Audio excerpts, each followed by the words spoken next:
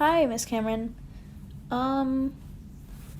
This is my QR code for part 3. It's probably going to be pretty disorganized. Hopefully you'll still understand what I'm trying to get through. But I think basically I'm just going to talk about what some things that I've thought of that I haven't been able to fit into other, that are either too short to fit into a whole analytical thing, or I don't feel like it. Okay, so first of all, I wanted to talk about how the influence that Sonia's death seems to have on him. Her presence, even in the afterlife, is still influencing him, which her death is a tragedy, really, because of how influential she was in his life. So it's really amazing to me that she's still there are a few times on page 127 where he says, quote, "There'd be a hellish amount of nagging from Ove's wife if he went and arrived in the next world as a newly qualified child murderer," quote.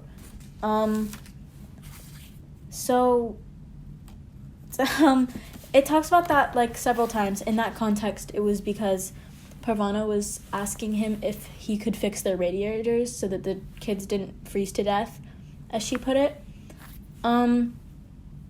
And he wasn't going to do it, it seemed like, until he thought about what Sonia would say. And so I just thought that was really interesting. I was also thinking about how the book switches between present day and past tense, and how that creates a sort of suspense for what's about to happen, as well as a rhythm as you're reading it, so it's not everything goes super quickly. It keeps you on track in a way. And there's also a motive that I noticed with all of the white-shirted people. Men in white shirts, mostly, that Ove kept seeing everywhere, and it seemed like every time he saw one, something negative happened. Or at least that's how he thought of it, because that's the association he has with them. Because of all the bad experiences he's had with people in white shirts, he develops a strong hatred for them.